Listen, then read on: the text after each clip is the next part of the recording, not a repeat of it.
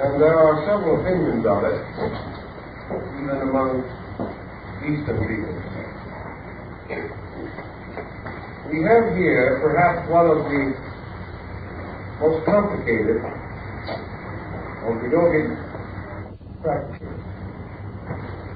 And it has always been my problem, wherever possible, to see how certain transitions could be made between Eastern and Western thinking for the improvement of the Westerner.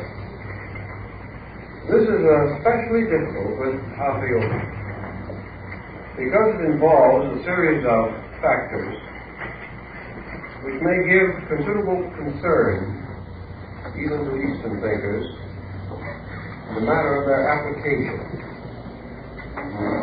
Theoretically, basically, Hatha Yoga is a step in the development of the entire yogic theory. But in practice, it often becomes an end in itself. And to the degree that it does this, I think it is detrimental both to the Easterner and the Westerner. In other words, it rotates upon a concept in which certain ethical overtones are not given perhaps their adequate importance. We mistrust profoundly any system which attempts to mechanize the spiritual growth of man, or to place it under the keeping of arbitrary factors of any nature. Yet at the same time, there is in the discipline and theory of Hatha Yoga a number of points that are useful to us. So we have to broaden the foundation a little and seek for that which we can use. And perhaps the first thing that comes to mind as important to us is the emphasis upon the relation between the person and the body. We have so long grown up in the concept that person and body are identical, that the house and the man who lives in it should be regarded as a package, as one entity. But we have lost sight of the fact that the person is more important than the body, that the person uses the body but is not the body, and for the most part, that the partnership between the person and the body is inadequate. The average individual either ignores body or becomes its servant. Either the body is comparatively unimportant to us and we live from day to day neglecting it utterly, sacrificing it to any ambition that we may have, or else we become body hypnotized. We become gradually under the control of this instrument, so that actually the gratification of the body in its various departments becomes the principal purpose for living. Both of these extremes are wrong, and both of these dangers are pointed out in Hatha Yoga. Yet the solution in the Eastern school is not as happy as we would like. Therefore, let us try to understand a moment the relationship between the person and the body, or the human being and his world, for both of these have certain parallels.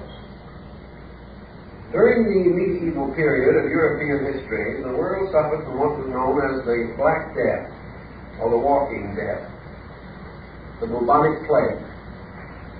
The bubonic plague was the result of man's complete and profound ignorance concerning sanitation. He did not realize that this difficulty was caused by rats carrying very dangerous bacteria. He did not realize that there was any relation at all between his own lack of understanding, cleanliness, sanitation, hygiene, and this curse that descended upon him. He could only assume that this plague was sent by God to punish him for his moral sins. It did not occur to him that he was being punished for his mental ignorance. Now, as this plague devastated the larger part of Europe, resulting probably in from 30 to 50 million deaths in 100 years, we can reduce this pattern slightly and bring it to bear directly upon ourselves. The average person, inadequately informed as to what constitutes the proper care of his own body, neglecting it, ignoring it, failing it on levels of hygiene and sanitation as an individual, opens himself to the corruptions of a body which has not been adequately and properly maintained. And the terrible point involved becomes that this body, sickened with toxin, without adequate thought as to its needs, gradually corrodes and corrupts not only the flesh, but the emotions and the mental nature which must function through this body. So the concept that the body has something to do with salvation cannot be overlooked. That the individual can ignore all the laws of material nature and rush to grasp the laws of spiritual nature is a false concept. Man must grow. And Hatha Yoga invites man to recognize that growth must be through effort. That the individual who wants to grow must do certain things.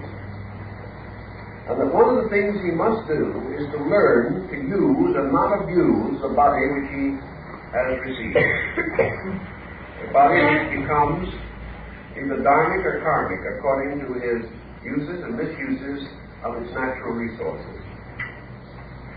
Now that the body should be maintained in a reasonable manner is pretty obvious. So in the West we have developed calisthenics. We have created the gymnasium. We have suggested setting up exercises and setting down exercises. We are now concerned largely with food intake, to devitalize this and de-adulterated that. We are profoundly and deeply moved and worried over smog because it pollutes the air, but we constantly overlook the fact that 99 persons out of 100 do not know how to breathe.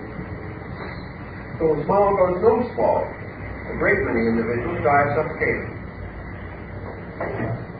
So, the effect of the sound mind in the sound body is more or less the underlying concept behind the principles of Hatha Yoga. But these principles have gone afield, and now you cover almost anything from what we might term calisthenics and gymnastics in the West, all the way to psychic phenomena, spiritualism, and numerous other mysterious arts and sciences. But to come to our central problem, in the West, we are concerned with finding a way to liberate man from his body. I don't mean necessarily to separate the one from the other. We can do that by making a flight mistake crossing the street. But the problem of the individual achieving a freedom within his body, a freedom from body, while still inhabited. The Greeks were well aware of the fact that the only freedom man can enjoy in a universe ruled by law is an harmonious adjustment with that law. As long as the individual does not break a law, he does not know that it exists. He lives happily ever after until he breaks the law, or thinks he does. For immediately that he goes contrary to law, the law moves and breaks him. So that, to a degree, Hatha Yoga, with its various physical and psychical implications, is an important part of religious philosophy. It is important to man's spiritual salvation that he knows how to walk, how to sit, what to eat, when to eat it, how to breathe. These things are important to him spiritually as well as physically. Now in the West, when we develop an athletic attitude, we become obsessed by it. We begin to strengthen the body, we begin to take such good care of it, that practically every resource that we have mentally and emotionally goes to taking care of the body. This does not produce this emancipation we desire. The individual simply becomes body obsessed.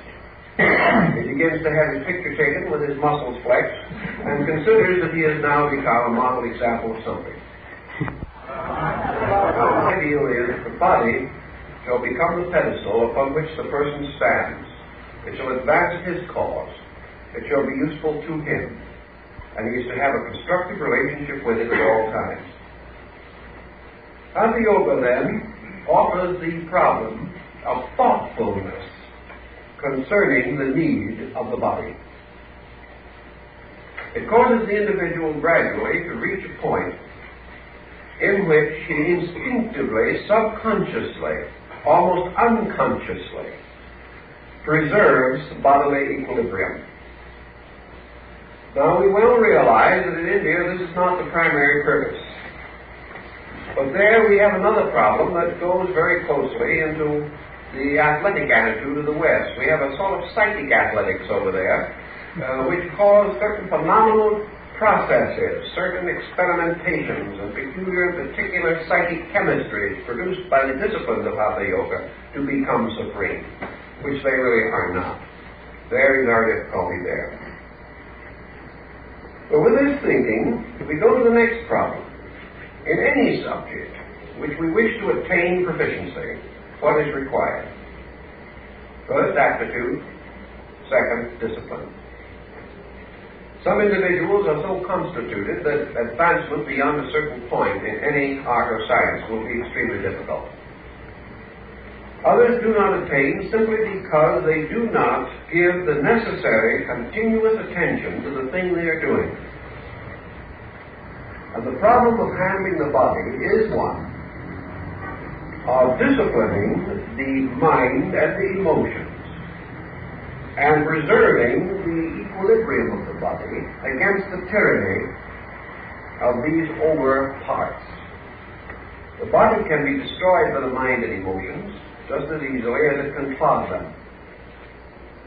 The harmonious relationship of these elements is something greatly to be desired.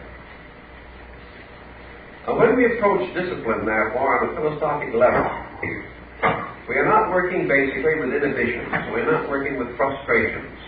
We're working always with the channeling of things to their proper and normal uses.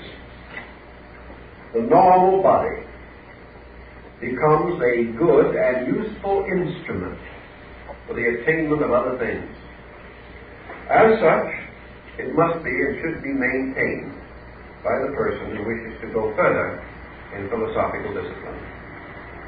And because the body is bothersome to the average person, because its requirements are inconvenient to him, because it would rest when he would not rest, because it requires a certain patience which he finds difficult in developing, the body presents a magnificent problem of discipline.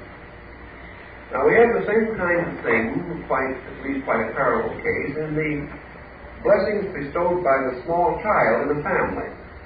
Children can be a tremendous cause of irritation, nervousness, exhaustion, despair, fear, doubt, worry, fatigue, everything you can think of. And yet, the family as a unit is one of the world's greatest instruments of discipline.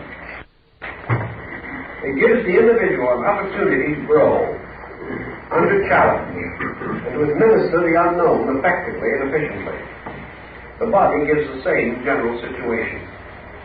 The body is the first thing with which man can work to prove that he intends to make a science out of his own living. If he cannot conquer the body, he will not conquer the universe. If he cannot bring it into some kind of a moderate, reasonable, normal pattern, he can scarcely expect that his ideas and attitudes are going to change the course of human history. The difficulty, of course, is that there is nothing less glamorous to work with than ourselves. The great glamour is when we honestly feel that we're about to change the course of other persons' lives. That's glamorous. Changing the course of our own is not glamorous. And perhaps the discipline is all the better because maybe no one but ourselves will ever recognize it. Although in time others are probably going to notice it also. So among people devoted to advanced thinking in general, we find 99 who wish to convey to others noble ideas, to one who wishes to convey them to himself and do something about them. So here is discipline. The discipline of the individual beginning with himself, and proving conclusively that he has put his own house in order before he goes out trying to change the course of other persons' lives and living. Now, what is this thoughtfulness? Why should we be thoughtful? Well, most of our troubles come from thoughtlessness. Most of our great misfortunes in life are the result of acting before we think, or before we have given mature contemplation to the thing we are doing. We have allowed our appetites, our emotions, our thinking, our feelings to escape us. Later we bite our tongue and wish we hadn't spoken, but it's too late. We have. Perhaps we can undo the damage, perhaps we cannot. Certainly we were not self-disciplined. The body can be, and therefore should be, the symbol of our distinct and determined resolution to integrate our own resources. Now, there are many ways in which these things can be done. In India, various techniques and methods involve the individual proving, through practices in which he indulges, that he is able to do things which would normally be uncomfortable, unpleasant, and perhaps impossible, simply by the complete resolution of his own consciousness that these things shall be done. He gradually learns, for example, to remove pain from various parts of his body. He is able to withdraw nerve sensation. He is able to go unusual periods of time without food. He is able at will to control many practices and habits that with most of us are involuntary. He can change the pace of his heart at will. He has gradually exercised a certain power over the functions of his own body, and he has learned how this is done through a certain disciplining of breathing, through attention focused by concentration upon various parts of the body, and by carrying energy upon breath to various elements or sections or structures of his own nature. Thus he is able consciously to control nutrition, consciously to control digestion, consciously to regulate internal functions normally autonomic. By these means he indicates little by little that he is able to govern and rule this body, that it will do as he requires, and that at all times he is master of it. Now, the attainment of this end is not primarily useful because merely the body is controlled. It is because of the power to control is attained by the individual. It means that he has gradually learned not only to turn these various forces upon his body, but to control the sources of these forces within himself and through his own thought and his own contemplative power, to control the functions of his nervous system and the various functions and structures of his body. All of this is an excellent testing ground, an excellent way of demonstrating the intensification of conscious resources and how the individual will attain the control of them. Unfortunately, in too many instances, however, this becomes the end, and the person who can produce a certain kind of physical, psychological, or psychical phenomena is regarded as an adept of Hatha Yoga. Actually, when this occurs, it is a blind alley. It is not going to achieve the ends which we wish to achieve, namely the gradual growth of the person to his own spiritual estate. The very discipline becomes a stumbling block. And here we have Hatha Yoga occupying a position that corresponds with science in the West. It is the most scientific of the yogas, and is not too different in its implications from our modern scientific attitude in general. By science we gain the exact knowledge of doing certain things. By science in the West we can produce miracles. miracles that would probably astonish many an Eastern yogi if he saw them. But the ends are not mature. The reasons for these phenomenal occurrences are not worthy of the energies we were using. And the achievement of the incredible becomes a fascination, becomes an end in itself. So that if we split the atom, we really think we have achieved something. All of this emphasis upon technique can leave us very cold, weak, and helpless, unless we have something else, something deeper, something wiser, something greater, more noble, moving within the structure of consciousness as we understand it day by day.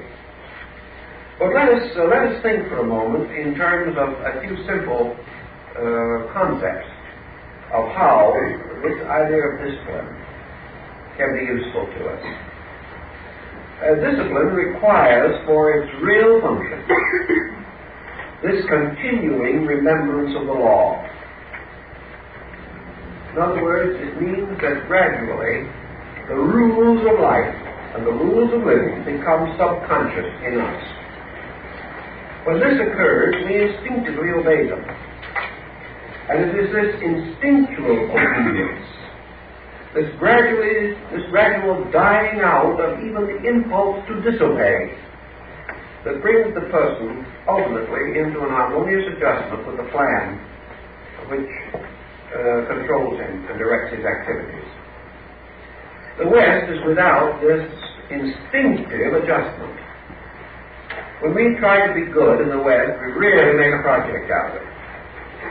We make a project so terrific that not only do we annoy ourselves out of face, but we become a miserable element in the entire social pattern. The process of trying to be good is the West's most disagreeable vocation. It is completely exhausting to all concerned. And we do not end by being good. We end either by being frustrated or utterly robbed. We get a kind of psychic condition of being muscle-bound. Or perhaps we approach it in a different way and simply become so fearful that what we call virtue is nothing but fear of the disaster resulting from vice. Our attitudes are wrong, basically, in all of these particulars. The process of being good, of unfolding naturally, like life around us, of accepting and using energy as it is intended to be used. All these requirements involve a gradual recognition of a gracious relationship with faith. It is not a battle. It is not that we are forever fighting our lower natures, God forbid.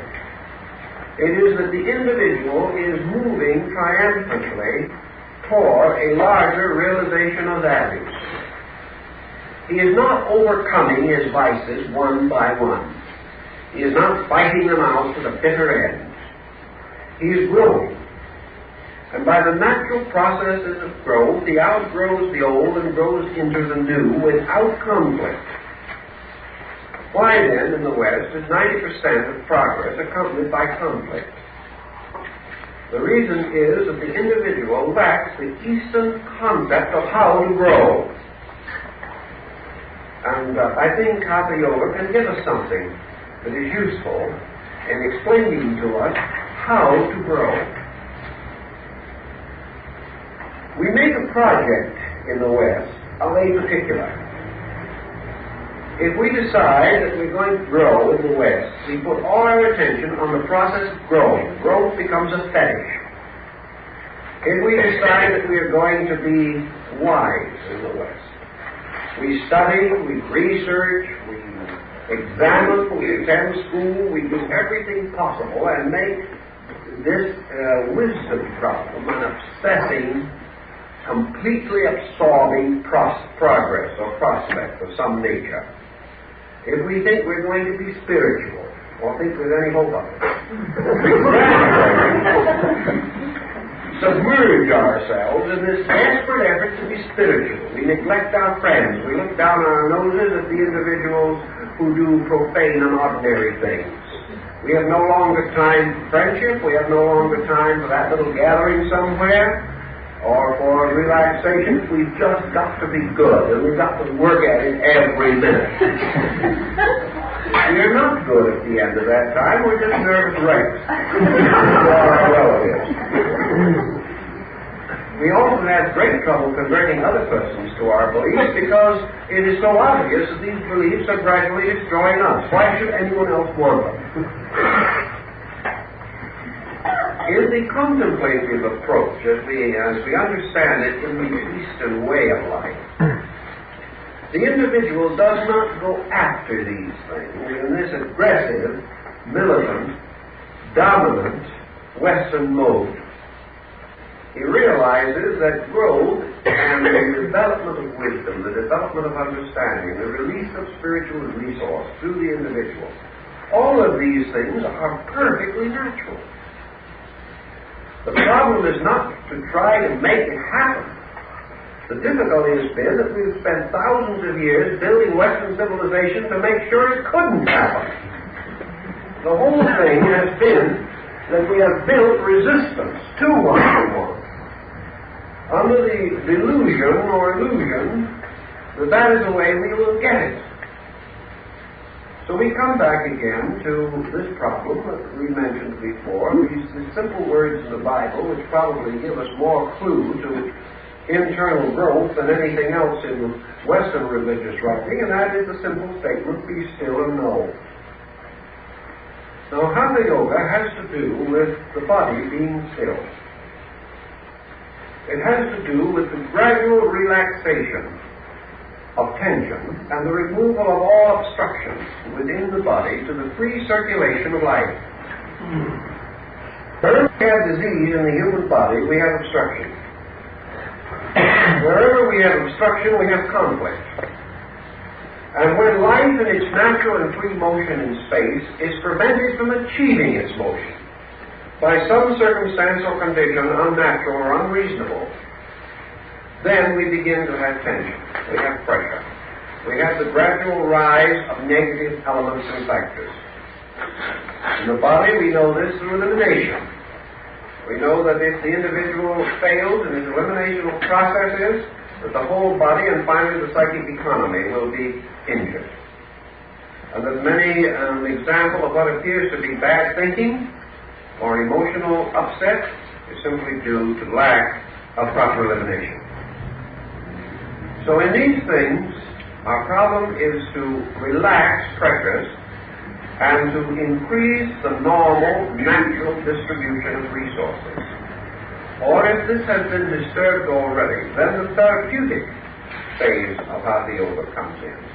And there are many elements in this particular discipline that would be of the greatest use to the Western physician, because one of its valuable parts is its ability to create something we need, desperately require in the West, and that is a method of therapy which the individual can use upon himself. In other words, through Hatha Yoga, the intelligent mystic can become his own physician, taking care of nearly all of even those more obscure ailments for which the West as yet has most inadequate methods of treatment. So there are many phases to this. But let us begin now in thinking it out for the average Western person.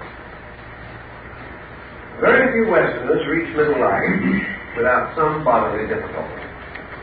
Whether they realize it or not, it is present. This bodily difficulty is going to gradually intensify and increase, shortening the period of human life. The human being requires approximately 21 years to reach maturity. By every reasonable analogy in nature, his length of life should be at least 150 years. During most of that time, he should be efficient. He should be able to handle within himself most of the causes by which bodily injuries and infirmities sap his vitality and destroy his efficiency. Yet, as a matter of fact, from the day he is born to the day he dies, he is continuously building up difficulty for himself. He is building up the physical difficulty, the emotional excess, and abuse of body, he is destroying his mental and emotional functions and faculties. So in order that he may have the maximum experience, that he may live for the enlightenment of his inner life, he should and must begin at first gently, and perhaps later a little more scientifically and assiduously, the disciplining and organization of his bodily resources. So for a Westerner, a very simple problem in Hatha Yoga could be the division and arrangement of his time. So we have a time allotment. A day, we'll say 24 hours a day in which to do various things. It is said that the Prophet Muhammad, the great Muslim leader, divided his day into 3 parts. One part of which was to rest and repose, one for the service of his people, and the third for the improvement of himself, or the worship of his God. Now, in the division of the day into 3 parts, the individual is doing something that not 1 in 100 of us is able to accomplish. He is beginning to integrate or organize resources. So I would say that for the simple Westerner who is not yet ready to breathe in one nostril and out the other, or something of that nature, the beginning of Hatha Yoga can be the putting in order of this problem of the day. To what degree do we viciously sacrifice balance in the process of satisfying ambitions, feelings, impulses, urges, appetites? How many individuals are able to control their own periods of work and rest? Now, some will say that they cannot because of the type of employment that they have. This is, for the most part, however, an excuse. There are rare examples where the individual must reorganize his plans because of the circumstances of his economic survival. But even here, these changes must be organized, not permitted simply to happen. But assuming that the individual has some kind of a balanced life, reasonably balanced, that he works a certain amount of time, rests a certain amount of time, does he do these things in a manner suitable to maintain his own greatest efficiency? Is he doing it thoughtfully, purposefully, intentionally? Or is he simply drifting upon the surface of habits? Is he simply doing what everyone else does for no good reason? Now, the average American lacks balance in the distribution of his time. Some bring their work home and worry about it all night. Others bring home to the office and worry about that all day. The average person who becomes a little thoughtful forgets how to play. The individual who becomes really a player forgets how to work. And the individual who works and plays and does all these things forgets how to live. And if he does his other activities with sufficient intensity, forgets how to sleep. To bring these things into patterns, so that the various parts of the personality have their reasonable opportunities, that the individual has a way of controlling his own activity, controlling his own thoughts, controlling his own appetites, doing those things which he knows to be reasonable and right, and when the time comes, refraining from doing those things which are unreasonable. Now, this takes thoughtfulness. The individual must give a little time and attention to the organization and integration of his own life. 99 out of 100 persons interested in advanced thinking do not know how to relax.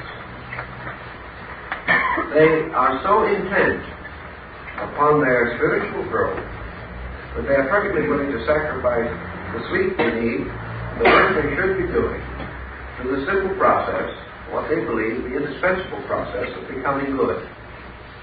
But at the sacrifice of work and rest, nobody can become good. That's the important thing. Something goes to pieces instead.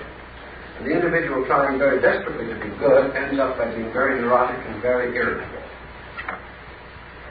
So here is discipline imposed upon conduct. Begin quietly. Arrange your day. Arrange your rest and your work. Arrange your time so that the various phases of your nature are brought into activity in a balanced manner. If you are engaged in the daytime in some highly intellectual pursuit, your avocational time should be much more along artistic and cultural lines. If you are spending most of your day in some art, then you will lead strong intellectual avocational interests.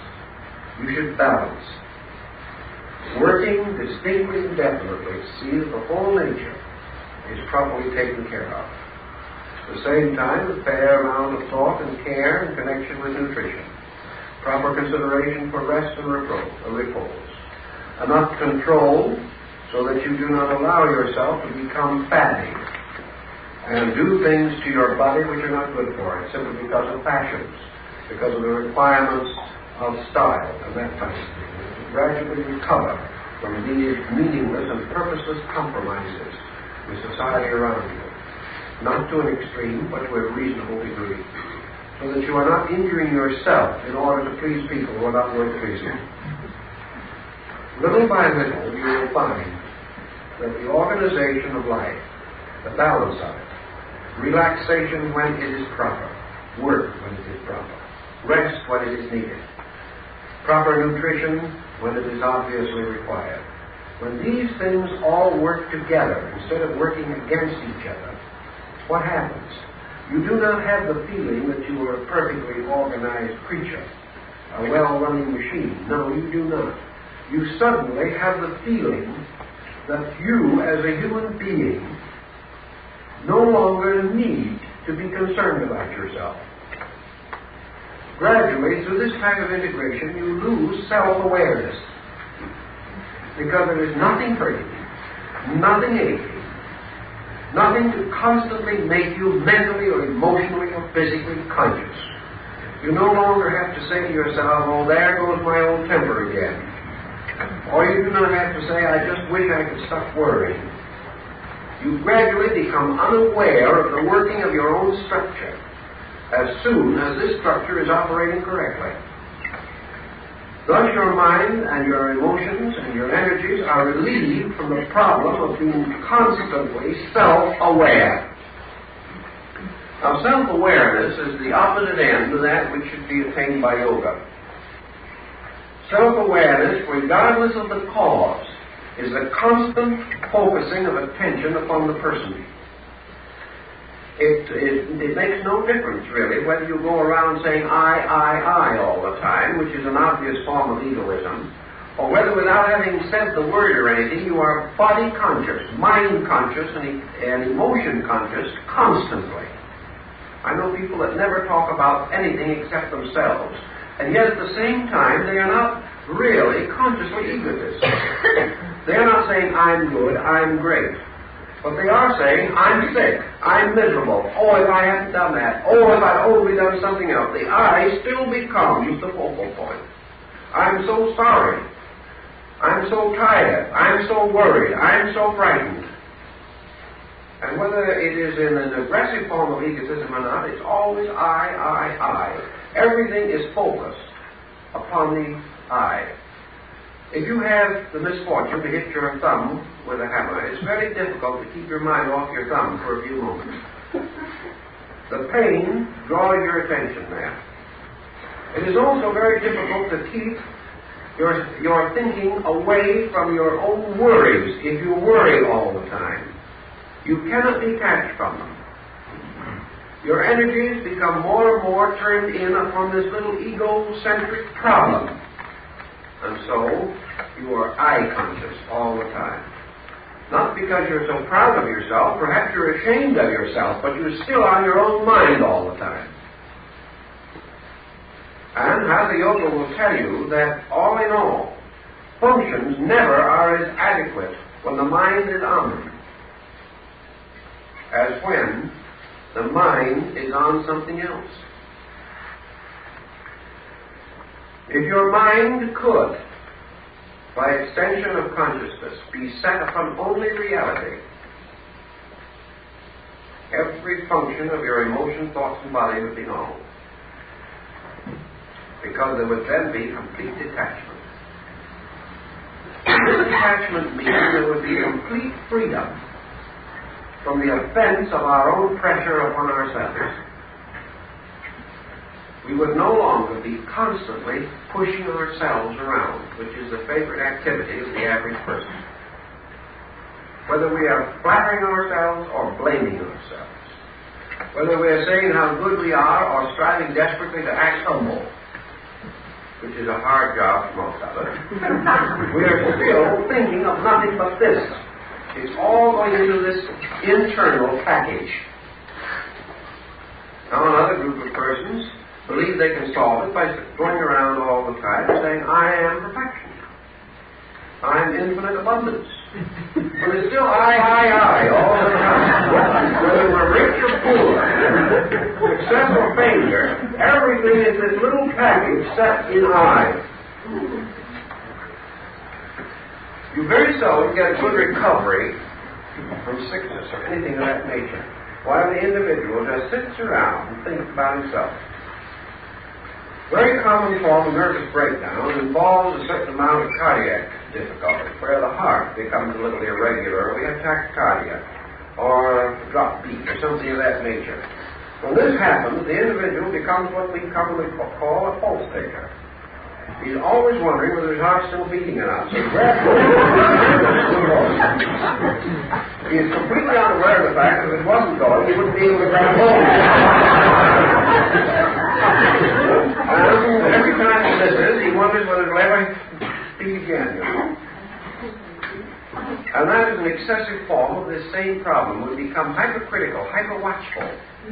Always expecting we're going to make a mistake, we do. Always wondering, worrying, thinking, everything locked in ourselves.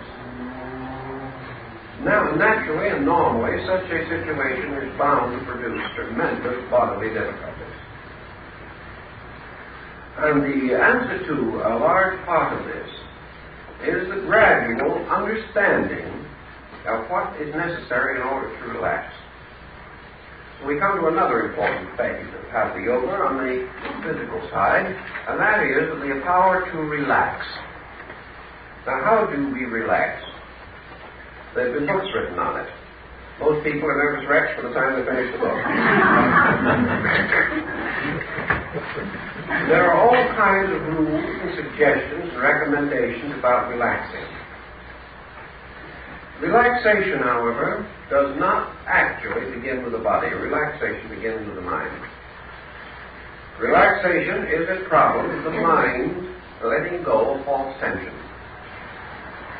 And the individual most likely to be able to live in a relaxed condition is one who has an internal growth sufficient to bring about a balance, or at least some degree of harmony between the impulses and instincts of fear and faith.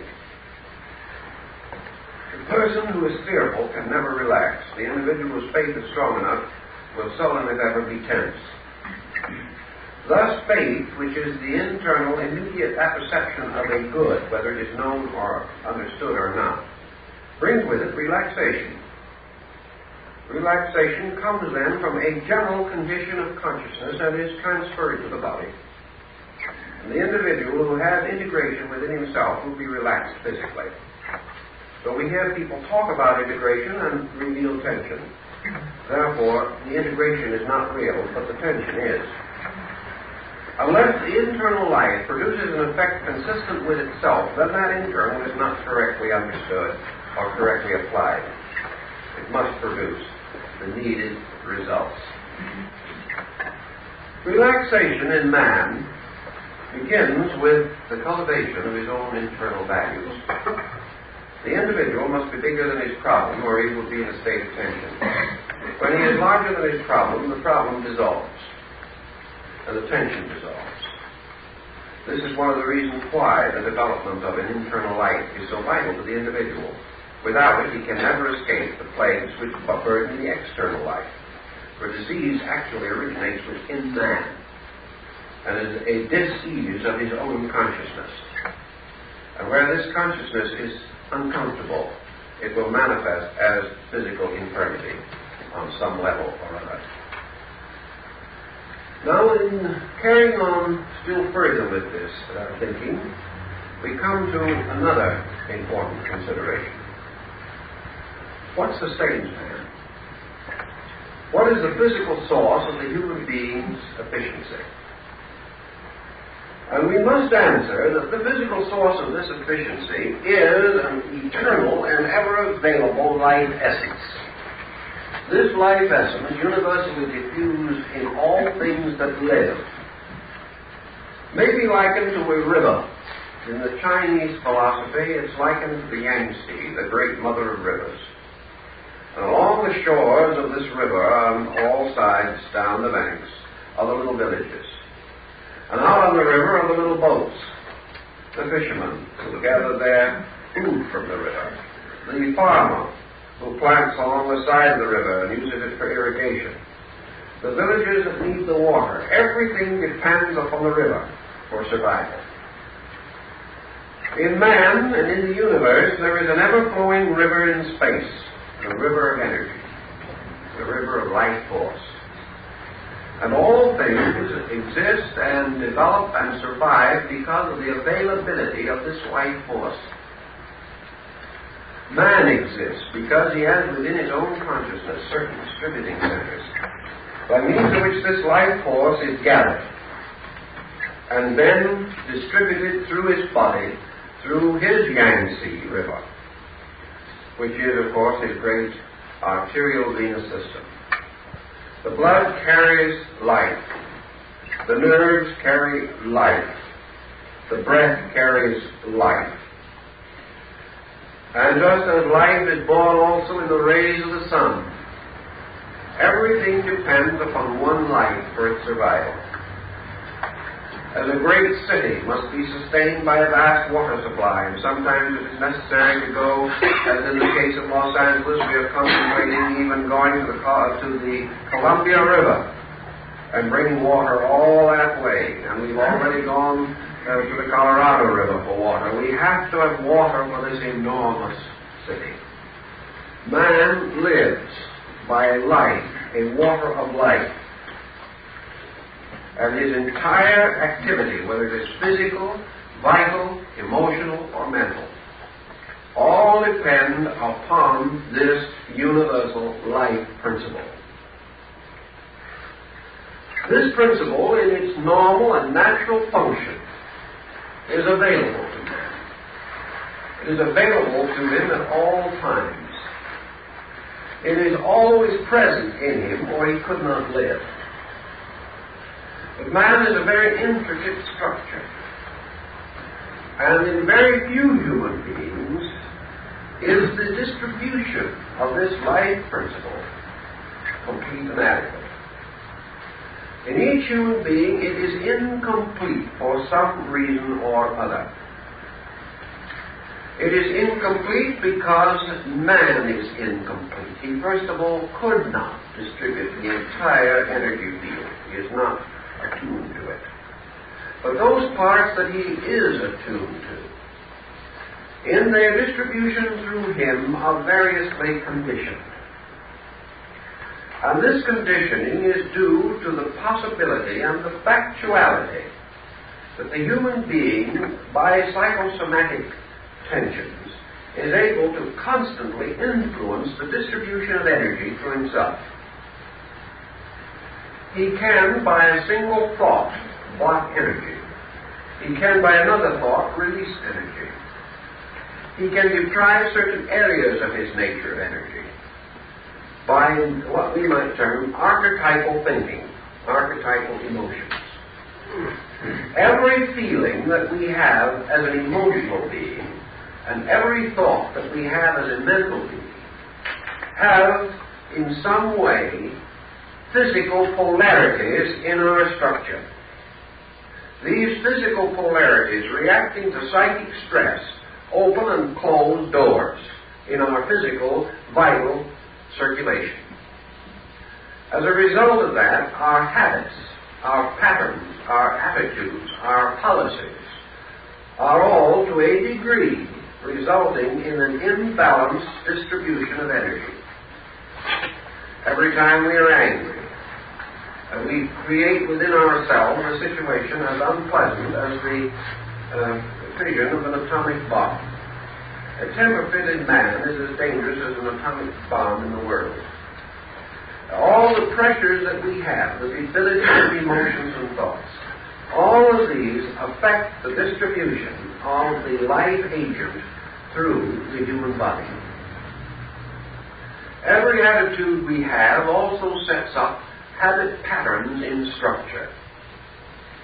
And while it is a little difficult to understand, perhaps immediately, all the implications of this subject, one of the things that we finally learn is that most of the distribution of man's energy field results from a condition arising in what might be termed the upper abdominal cavity.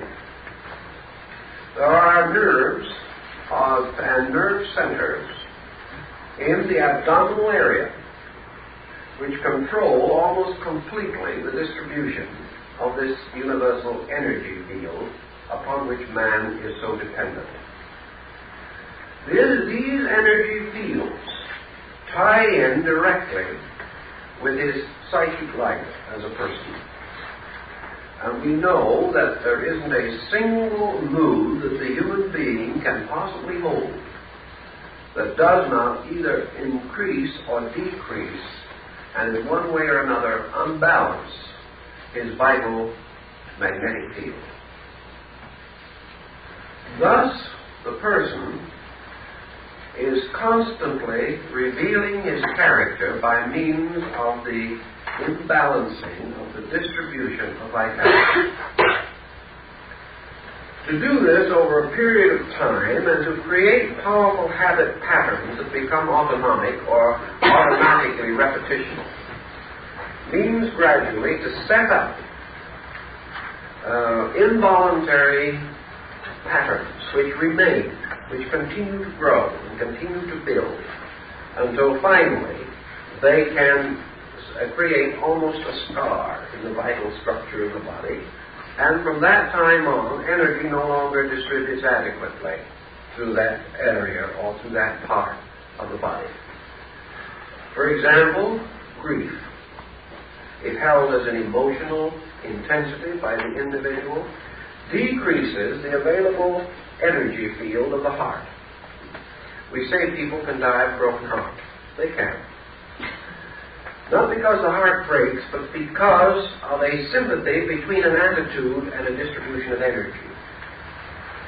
And the chronic ailments that we suffer from physically are nearly all the gradual symbolism set up by chronic attitudes, which deflect and the distribution of energy.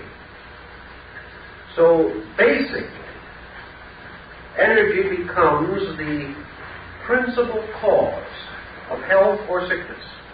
For wherever it is normal, the individual is normal. But when it is depleted or obstructed, then any one of 100 different situations may be set up due to the failure of the protective structural mechanisms. So that there is one kind of health, but there are hundreds of kinds of sickness. And wherever there is a natural tendency or a debility, or the devitalized person is exposed to contagion or infection, he is more likely to be affected. So the preservation of energy, the keeping open of all the natural channels of energy, and if they have been blocked in some way, their reopening and the reorganization of their resources. These are important elements in Hatha. And how does the average Westerner work with this to try to achieve a certain amount? On the symbolic level, he is trying to do it with vitamins. And the vitamin theory comes very, very close, symbolically, to his big problem. But what he doesn't realize is that no matter how many vitamins he takes in, the greatest source of vitamins is always within himself. He is using these vitamins because he does not know how to release his own vitality. He doesn't know how to get at it. Or because he believes that these special forms of nutrition will support the failure of vitality within his structure. Now, vitality never fails. This is an illusion of man. Vitality cannot fail because it is universal. What fails is the rapport between vitality and the individual. He cuts himself off from vitality. And he does so by damaging the instruments through which the distribution of vitality takes place. When he has damaged the instruments, it is like throwing his radio set out of tune. He will no longer receive the program, but that does not mean that the broadcasting station has stopped. The broadcasting station never stops. But the individual can tune his own vehicle in or out of that program. The moment he becomes tense, he tunes out. The moment he relaxes, he begins to tune in again. So tension blocks the flow of essential energy. Now in the West we make a virtue out of aggressive attitudes that are essentially tense. We say the individual isn't really trying unless he's practically muscle-bound to the effort. Unless he's half-sick, he's not doing a day's work. Unless he has practically come to a nervous breakdown, he's not faithful to his employment. We reward people because of the tremendous activity they are passing through, rather than because of any accomplishment. I remember a man who used to employ men. He said he didn't want to see any man sitting around in his office. But he says, what do you want them to do? His partner said to him. He said, I don't care what they do, but they've got to keep at it. More or less the attitude that we have. We believe that we will be suspected of being alive because we are active. It seems to be the only proof that we have. Actually, we are defeating life by this tremendous aggressiveness. Because the whole yogic program is finally to bring the individual into a one-ment with the universal reality. And as surely as the higher yogas teach man to be still and know the universal in the mind or in the emotions, so Hatha Yoga says the universal must be experienced in the body. The eternal, the great Lord of all, must not only be released to the mind and to the emotions, but the human body must become the body of this Lord. The human being must give not only his inner life, but also his outer life. And of course, in the West, we try to get rid of the outer life, throw it away, sacrifice it, humiliate it, pass through various processes by which we become ascetics in the sense of frustrating the outer life in order that the inner life may have its full place in our experience. But it is much wiser to assume that as we wish the eternal to be revealed through our inward parts, so likewise it must be revealed through the outward form. For just as the body of the universe is the body of a blessed God, so the body of man becomes the body of his own consciousness. And when it has been brought into such order that it releases and expresses and reveals this inner consciousness, then the body is no longer a problem to us. It is an instrument. It is a useful and proper servant of our great purpose. And it is just as important that consciousness be revealed through body as through thought or deed. And it is revealed through body in the terms of the absolute harmony and integration of body. The body becomes ensouled by a universal power. And that in this way it becomes capable of being immediately available to the will, to the consciousness, to the mind and emotions for the fulfillment of their own numerous activities. Now there is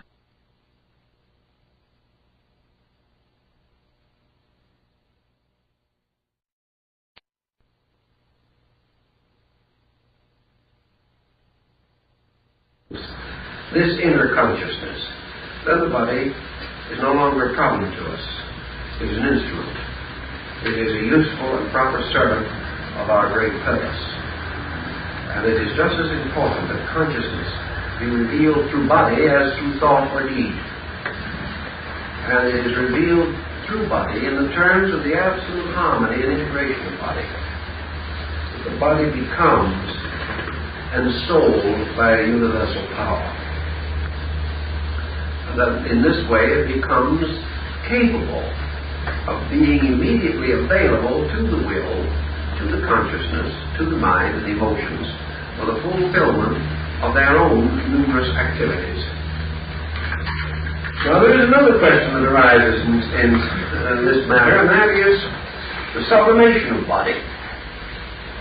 In the great processes of evolution, as taught in Eastern thinking, there are two schools. One is that man is going to gradually escape from body. The body is going to be tossed aside like an old garment along the road somewhere. Perhaps this is one of the reasons for a peculiar symbolism that we find in the teachings of Buddha. Because when the time came for the young prince to go forth and take the work as a mendicant, he is said, at least in one legend, to have taken off his princely raiment and his jewels, and to have cut his hair, and the little angels carried the hair away into space, and all these kinds of things. And then he looked for an appropriate garment with which to cover his body, which would later become the symbol of his order.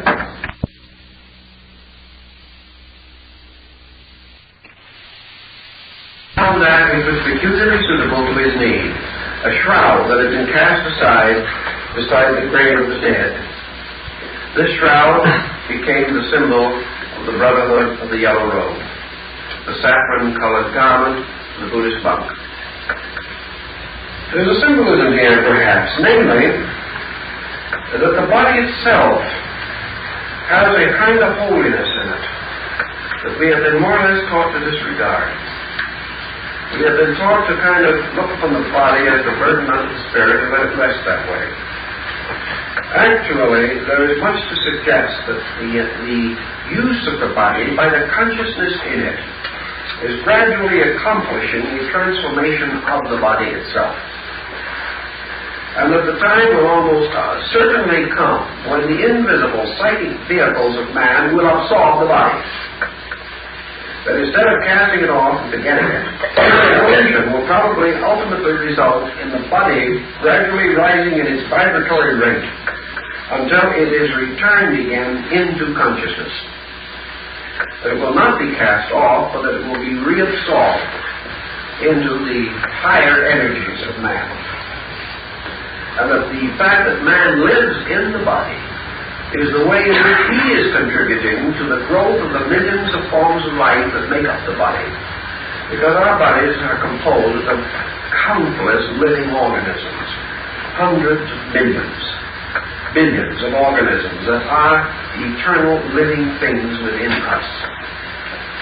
To these creatures, which may or may not have experienced in a circumstance, this self in us, this egoism, this conscious polarization within ourselves is a kind of deity upon which all these cells depend for their lives, and upon the wisdom of which the whole economy of the body with its vast population depends. Thus man as the God must ultimately accept in himself the consciousness of his own parts, just as man must experience ultimately with others of his kind the consciousness of his own causing power, or that which is the creative power behind him. So as man hopes to be united with the universal, it is very well probable that the separate cells in man have as their destiny to be reunited with that universal which is their superior, in this case the consciousness of man himself. We mustn't regard the body as an evil, something to be borne as a burden, something that is a symbol of our sin and fall. But rather we should regard it as our universe, and that in the administration of it we are beginning, in a simple way, the experience of our own godhood. For just as we live and move and have our being within a universal consciousness, so these little lives have their life and move and have their being within us. And in some way, our consciousness is diffused to become theirs. And the restoration of their consciousness into unity is the restoration of our own. Thus, in the process of integration of consciousness, man draws all these innumerable little life units gradually back to form the over unit of himself. They return to him as we hope to return to God. And through this experience, we are fulfilling a responsibility to body. For body is our world. Body is our universe in which we are experimenting with the tremendous creative powers of nature. We are not aware of this as yet, but there is much to cause us to assume that it could very well be the truth. And that therefore, we are here to redeem body, not to destroy it. We are here to bring about its resurrection within us to these spiritual ends and purposes for which it was intended and originally fashioned. Now, Hatha Yoga gives us something else to think about, because not only do we have the body to consider, but we have the effect of body upon mind and emotion. Man has recognized the need for thoughtfulness. We all need it. We practice too little of it. And as a result of thoughtlessness, we get into innumerable complicated situations that deplete and depress all of the resources which could normally be available to us. Thus, we block our own energy supply by circumstances which we have permitted to occur, which should never have occurred, and would never have occurred had we been thoughtful. Now, the average person has got to learn to be thoughtful. He's had too much experience in being thoughtless. He has too many bad habits to break down. So he can become thoughtful in various ways by the disciplines which he imposes upon his own life, symbolically, visibly. Have you ever thought, for example, what it would mean to sit down and keep quiet for 5 minutes? Everyone says, oh yes, I can do that easily enough. So try it. You'll be lucky if you last 5 seconds.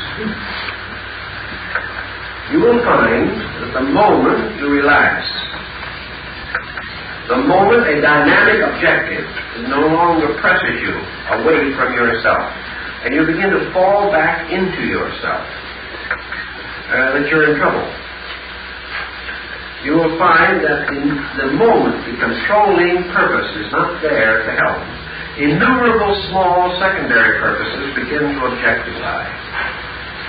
A friend of mine who tried very hard to concentrate over a number of years and never was able to get anything out of it except a headache, told me on one occasion that the moment he tried to sit quiet and concentrate, something itched. Well, that is comparatively common. Something does itch.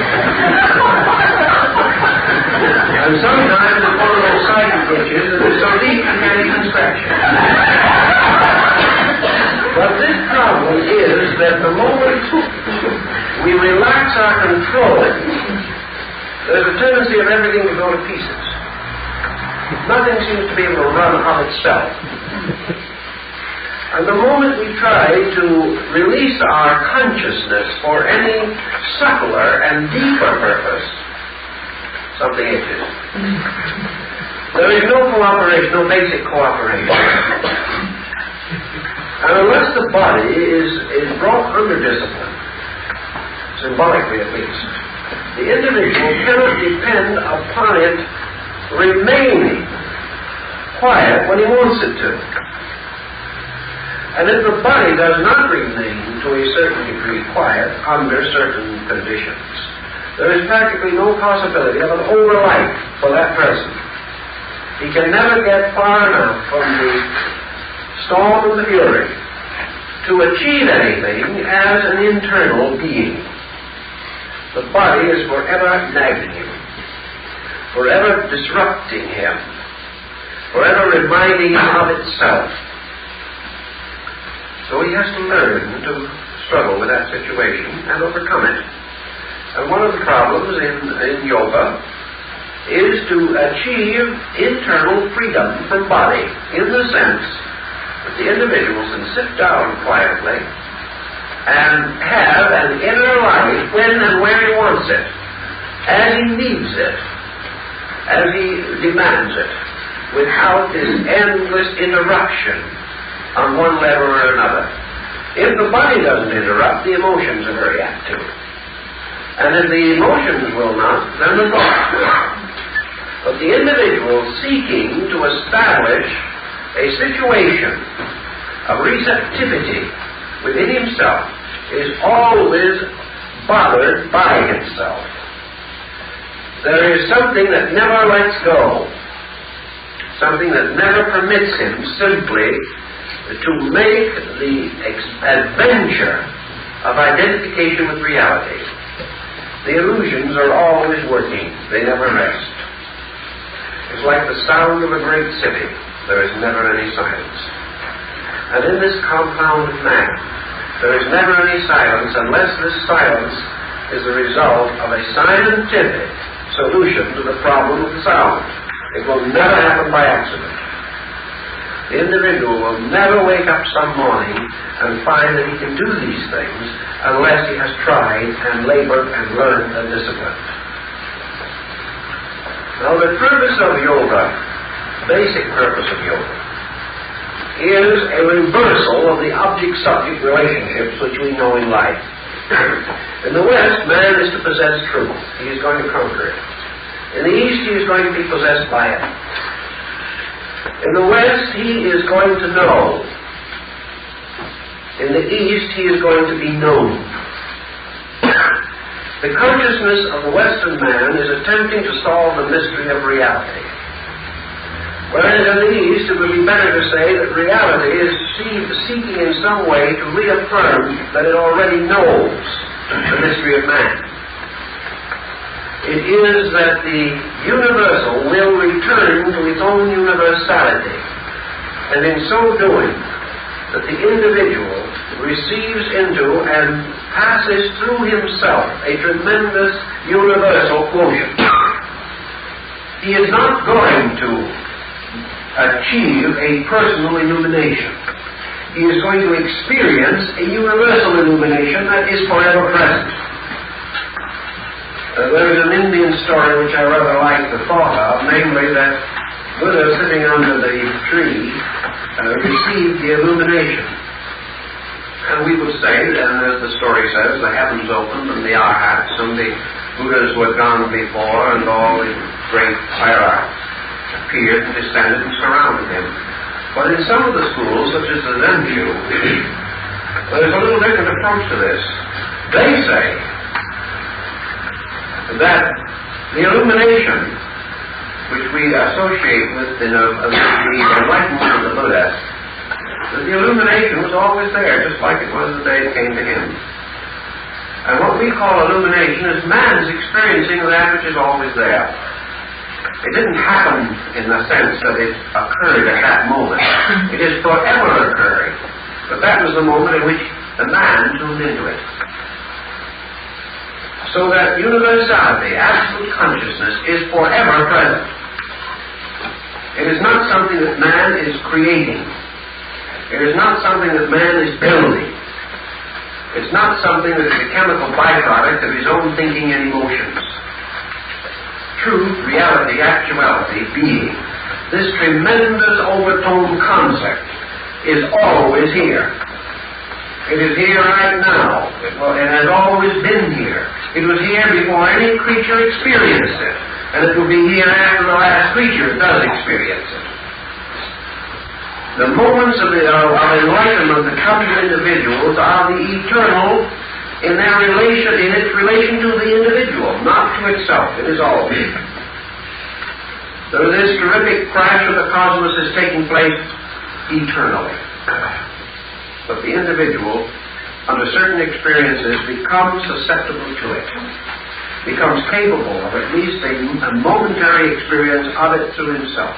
But when it fades out, it doesn't mean it's faded out in the sky like a dying star. It means that the adjustment between that which is unchangeable and man has been broken. So that as far as man is concerned, it seems to fade out, but the thing itself never fades, never increases, never decreases. It is the relationship of the person and his ability to carry the experience that determines the duration of it. So the individual, as a person, is a comparative unit of ignorance floating in a sea of wisdom. The individual is a little spot of darkness in an ocean of light, or a little spot of self-light in an ocean of universal darkness. He is the little drop that is seeking to return to the sea. And in this tremendous concept, the reason why this experience always seems so distant, so remote, so unattainable, so inconceivable, is that man cannot get into the condition of his own inner whereby he can experience it. Sometimes he gets quite close. He has an intuitive perception of something. He feels something happening. And then the spell is broken and he's back where he was before. Or in a great mysticism or in ecstasy or in samadhi, he may have a momentary flash of something. He may touch the radiant fringe of this dark robe of the unknown. And he cannot hold it. And he drops back again into his own objectivity. And constantly, he is seeking for this restatement, this one-ment with a universal principle. The yogas have as their primary objective to gradually remove the obstacles to this universal.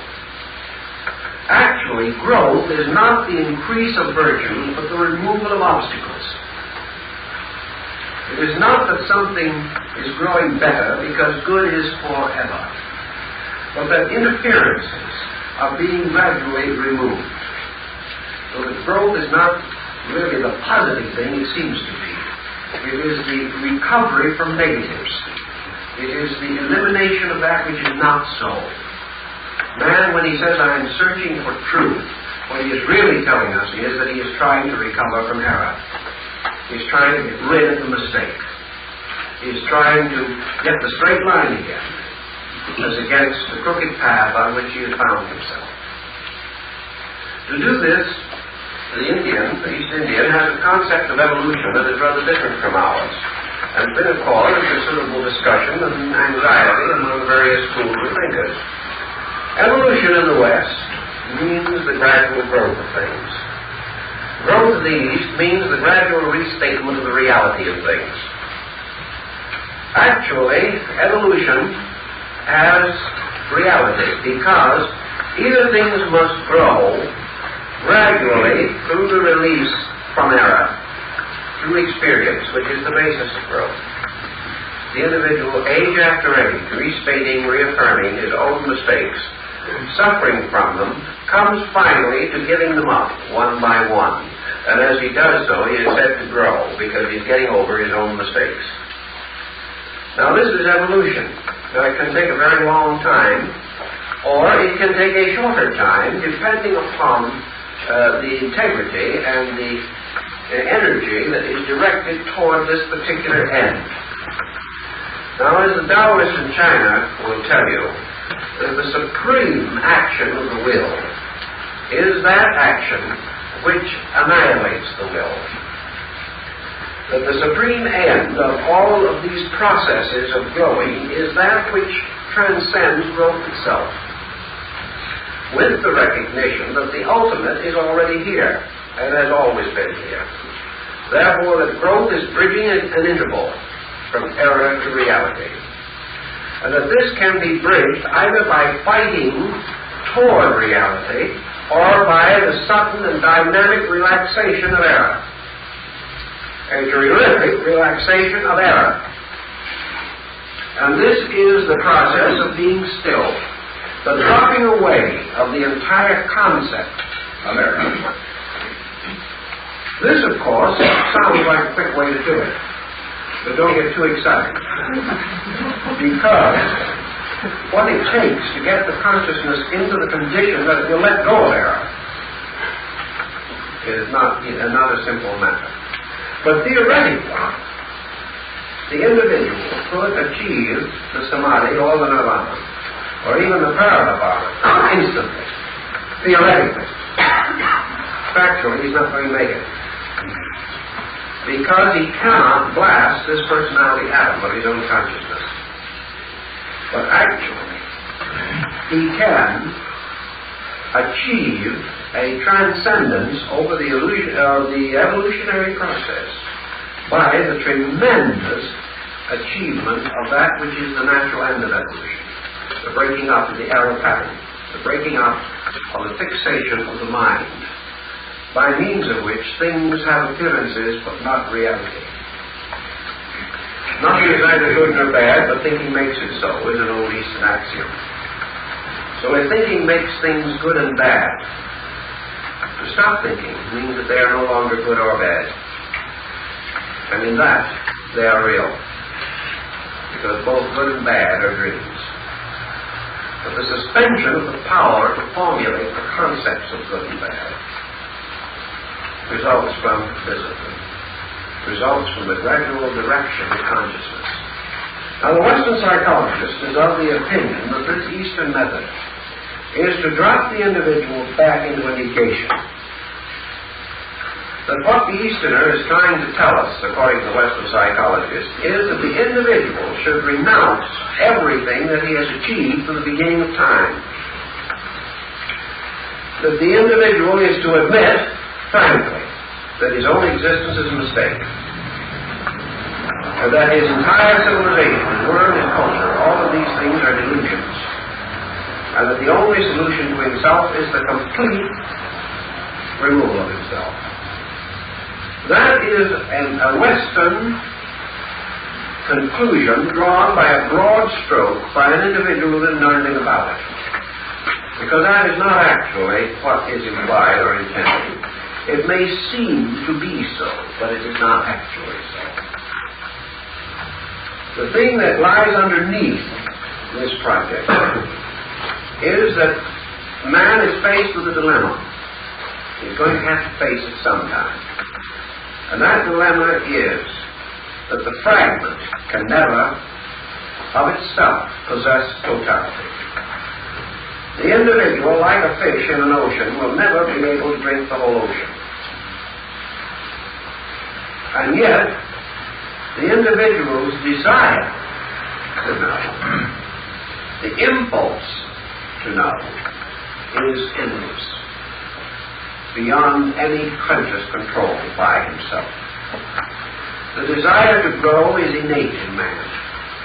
The desire to find reality, as Lua demands, is the beginning of time. But he has worked upon the basis of contemplation, namely that he can sit somewhere or stand somewhere and look out and see reality. That he's going to be able to sit down and listen while someone tells him the truth. Or that he's going to be able to look out and see the truth and say, well, now that's the truth and that isn't. He is always assuming that as a separate contemplating entity, that he is going to be the spectator to the revelation of universal reality. It's going to happen and he's going to see it happen. And from that time on, he's going to know what it is. So when Pilate asked Jesus the question, what is truth, the Master was silent. He didn't answer. And theoretically, he was the only one that could have. But he didn't. Because the concept that man is going to possess it, that he's going to be able to go walk down the street and say to a friend of his, last night I saw the truth, is an optimism. It can't happen. And the reason why it can't happen is that the human being simply hasn't the faculties to know it if he saw it.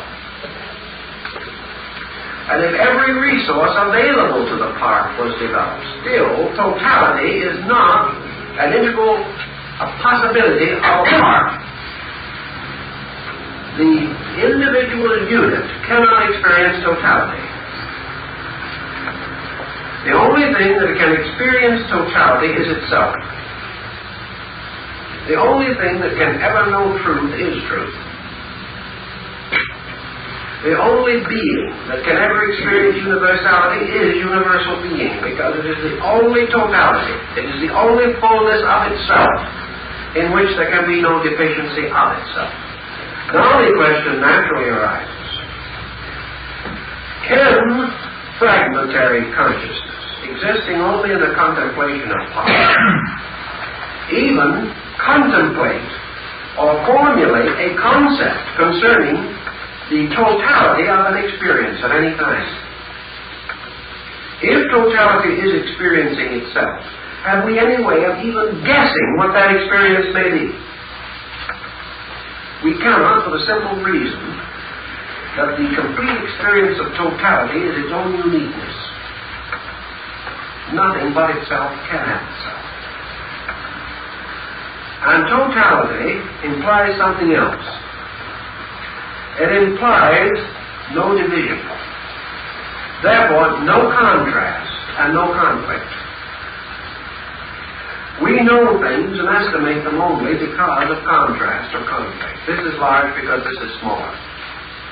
This is a peaceful state because last week that state was war, and this is the opposite.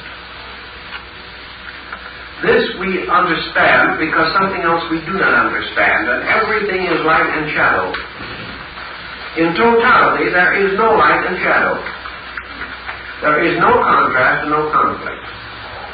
Therefore, how can we define an experience which is without boundary, without dimension, without contrast? The Westerner, trying to work with it, comes to the conclusion that it sounds to him like a great big hole in the dark.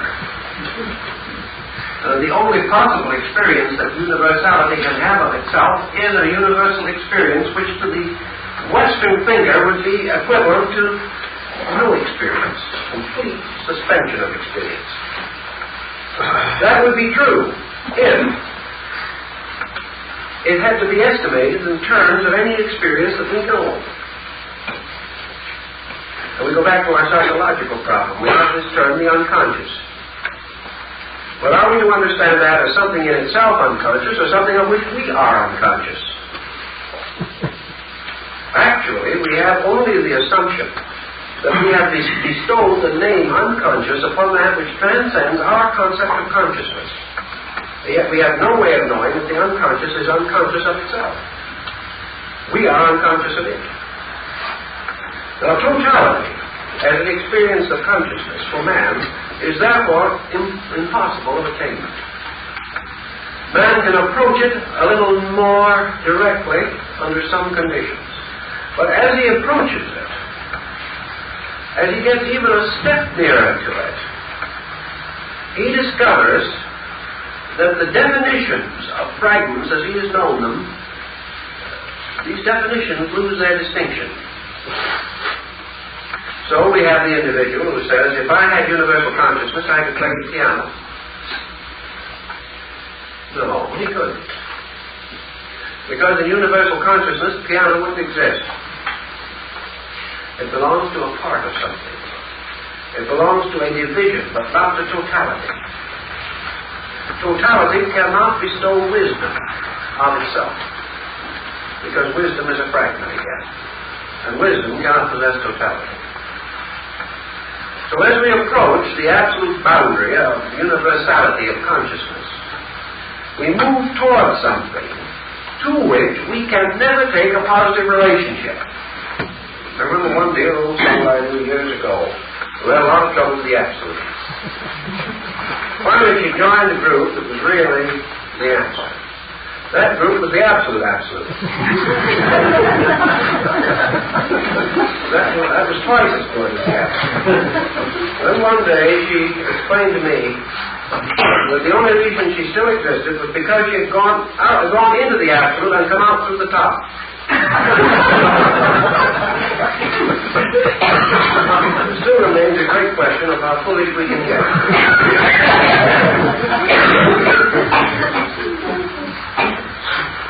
But we cannot contemplate that, because the very thing we contemplate with is part of it.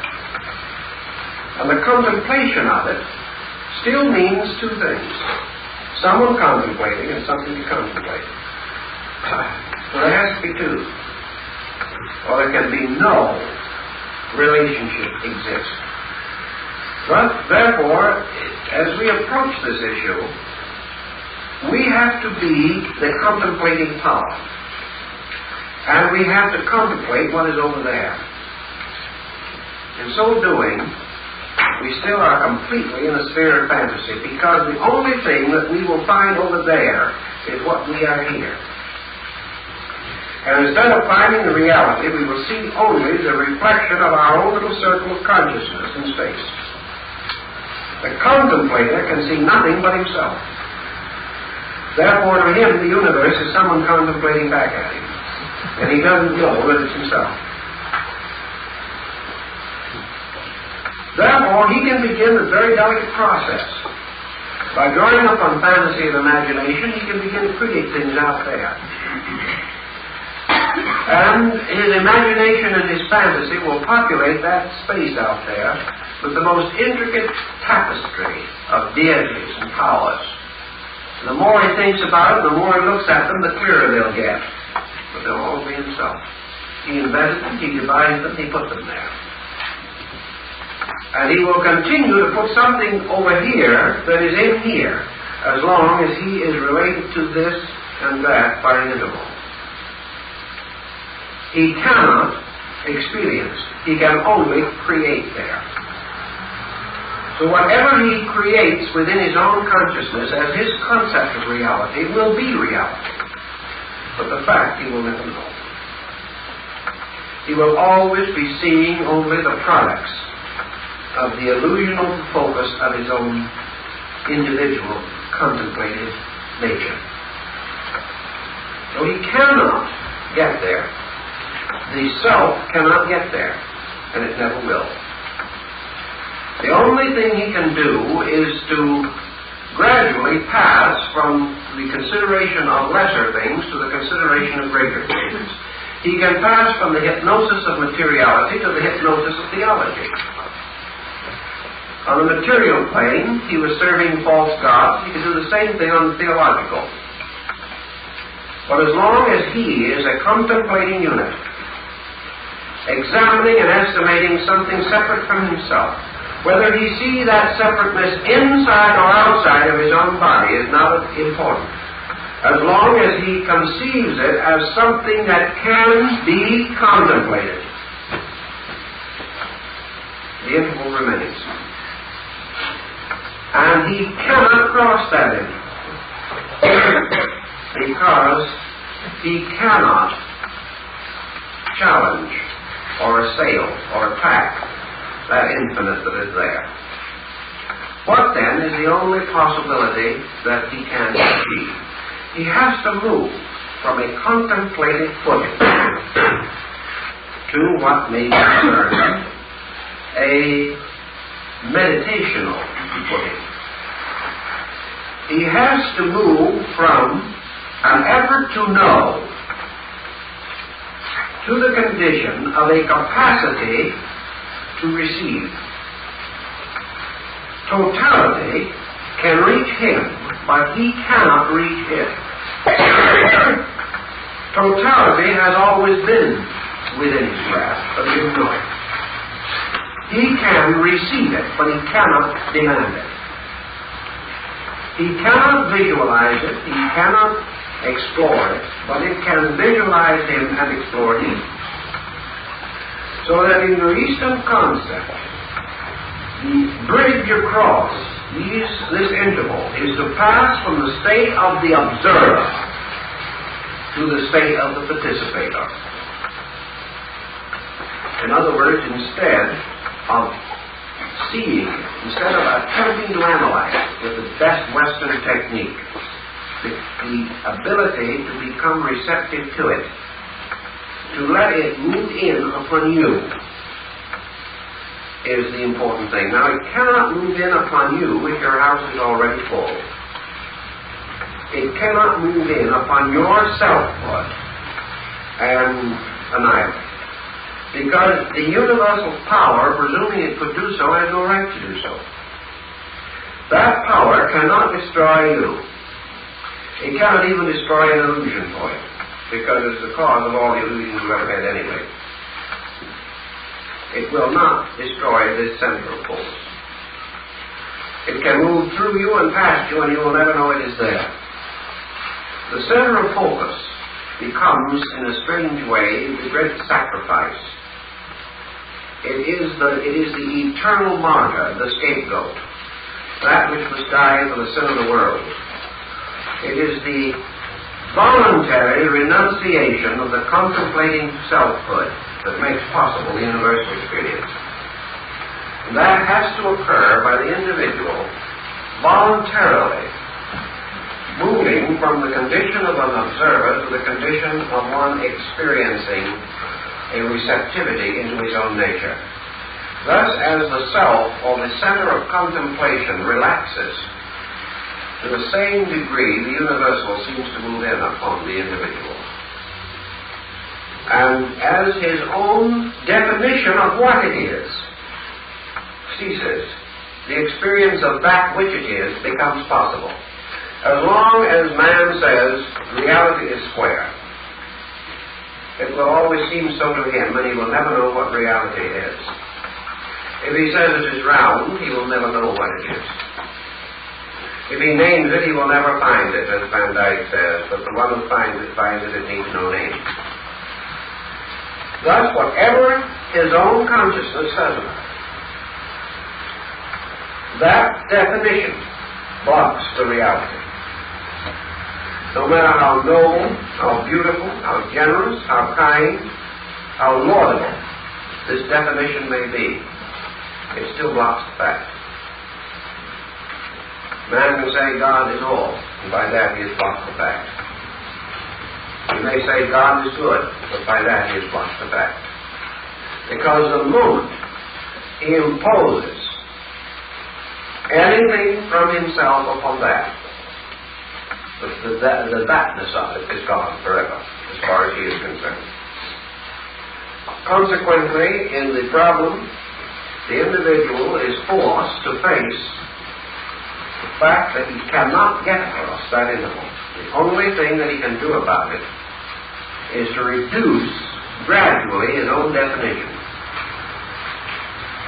realizing that to the degree that he can escape from what he thinks this is, to that degree he may find out what it is.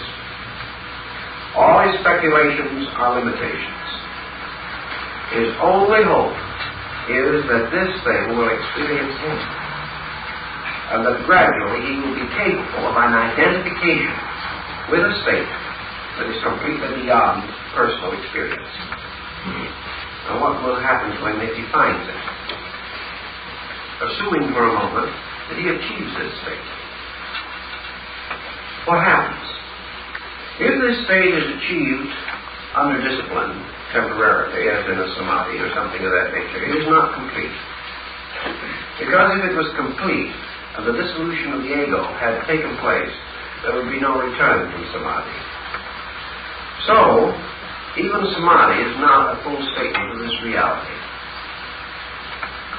But it is this statement being brought nearer and nearer to the individual through the gradual reduction of his own interpretive power. Then passes from contemplation to meditation by transforming interpretation into experience. In other words, and this is not easy to say, by the way, in case you may think we're having a little word trouble. We are. Because these things do not fit into words at all well. They fit into silence much better. But in an effort to try to convey something, we try to use words. In your state of samadhi or ecstasy, or an apatheistic condition, there has been a gradual breaking down of an interpretative instinct and a gradual increase in the impact of a reality until fragments of the reality and fragments of the interpretation mix. The interpreting becomes less, the realities become stronger, and the individual therefore moves from a condition of interpretation to an almost completely uninterpreted impact. He may have the ecstasis of a tremendous feeling, an incredible feeling of godliness, an incredible feeling of an absolute benevolence moving in upon him. In the moment of ecstasy, he doesn't interpret it. And as long as he can refrain from interpreting it, he can hold it. But the moment he says to himself, "This is wonderful," the spell is broken. The moment he contemplates the thing that is happening to him, the contemplator emerges again, closes the door. It is only while the impact of this thing has swept him completely out of his own rational and emotional footings, so he accepts without question, like the small child accepting knowledge. In that moment, he receives a certain degree. The contemplator is overwhelmed for an instant, for a little time. And then the orientation begins again. The contemplator says, "I think I was illumined." The moment he says that, he is no longer. Because the contemplator has reestablished its individual self and closed the door. So these illuminations come in the form of a tremendous sweeping surge that cause tremendous emotional or psycho-mental reflexes and are usually described as this tremendous and inconceivable experience of well-being. That there is this impact of absolute rightness moving in upon the individual. That everything is divinely and eternally as it should be. Then he says to himself, how should it be? It's gone. Or he says to himself, this experience tells me I should no longer fear. He has begun to rationalize. The experience goes again. It is only in the immediate and unconditioned impact of the thing itself, with the complete transcendence of all interpretive, contemplative sense of the continuance of self in relation to this thing. For a moment, the individual, the self, is drowned in the experience. In that moment, the experience is real. But the so-called drowned self swims to shore, reestablishes its own identity, and the experience is gone. Thus, in the contemplative yogic product, the breaking through of the pattern of expectancy, the breaking through of the traditional form, even in which illumination itself is supposed to occur, is vital. The individual expecting to see something or experience something will experience what he expects, will then think he is illumined, and will be the victim of a vicious circle. The only answer is the absolute transcendence of the impulse to expect. He must not expect he will see anything or experience anything, because whatever he expects will happen. It is the transcendency of even the expectation of the form this thing will take which makes possible its formlessness or its absolute impact. The impact as an experience has been described by both Eastern and Western mystics. You'll find it considerably influencing certain Sufi doctrines and, of course, the Neoplatonists, especially Plotinus. And they express it symbolically, always. Namely, that the individual has the experience of his God, or experiences the fullness of a divine nature. That in these moments, all doubt, all uncertainty, all fear, all unreasonable perturbation on any subject, all ambition, desire, hope, even the religious urge itself, all these things are swept away. There is nothing but the immediate experience of a tremendous reality, an actuality, a beingness that transforms space from a vacuum into an absolute fullness. That the individual suddenly realizes, instead of being a person in space, that the space is the reality and he is the vacuum. Complete reversal of his relationship to existence. And in that reversal, the absolute possession of his being by this quality or condition. Now, there are several ways in which this may be interpreted therefrom. Plotinus brings out, of course, the circumstance of the individual having had this experience comes back into the world again, he has only a flash. But as he says in his writings, the one instant of this, in relation to the extent of a human life, changes that entire life. But never that individual again can be captured in the net of dreams. Never can he fall again into the illusion. Because he has experienced an instant of actuality. And in that instant, every factor of existence has been reorganized. Every value has been reversed. Every concern has been completely washed of all the concern that was in it. And the individual then has experienced something that tells him that reality is greater than himself. And that the full expression of this reality is more important than the continuance of himself. And that for this, the sacrifice of self is nothing. Whereas to the average individual, the sacrifice of self would be everything.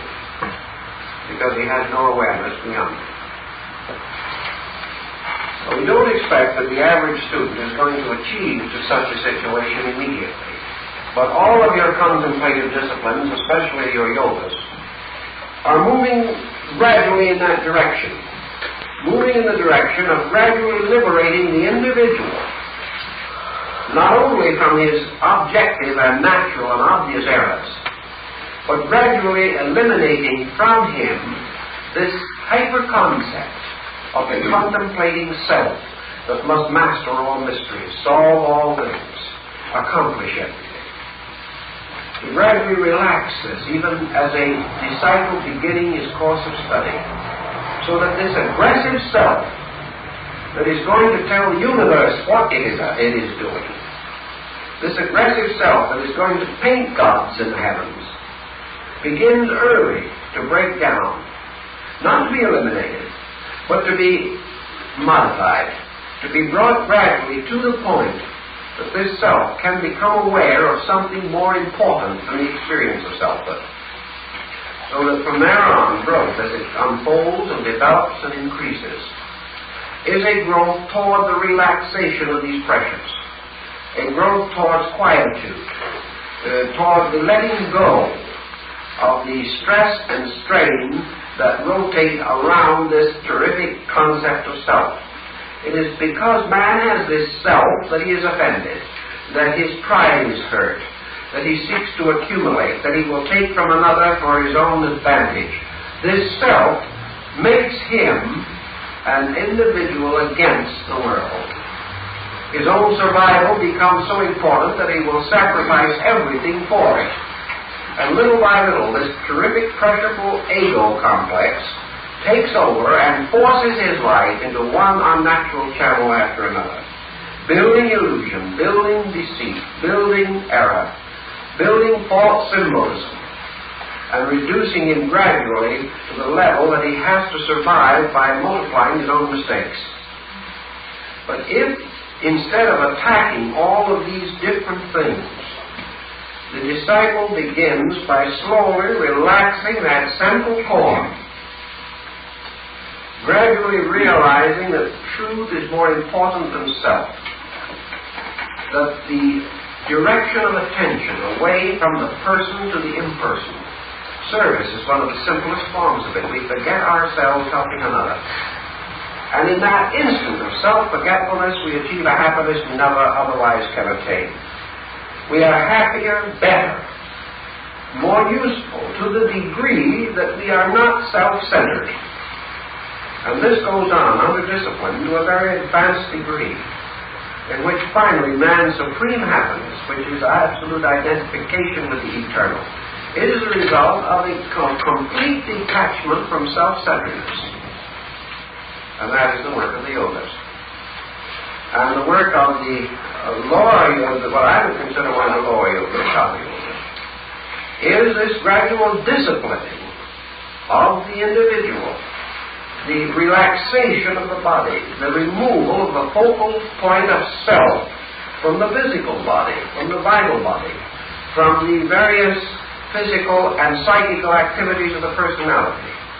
The individual who is not thinking about himself, will be happier and healthier. The moment he gets his mind off of his body, his digestion will be better. The moment he gets his mind off of his ego, his nerves, his thoughts, and his emotions will be better. It is always this terrific fixation of self that prevents the function of everything. And if he relaxes this pressure, vitality will move through him and keep his body going. In the final relaxation of self, universal vitality, which is reality, will sweep through all of him and achieve its perfect work in him.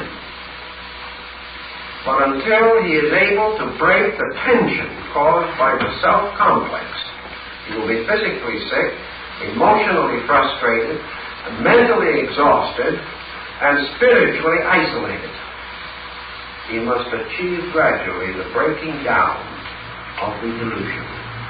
And as he advances in the yogas, he learns more and more of this procedure until finally, in the prince of all the yogas, he is given that which was esoterically known in India concerning this subject. But I think that our purpose tonight has been to show the importance of the discipline by means of which self-centeredness, having been released and relaxed, the body is happier, healthier.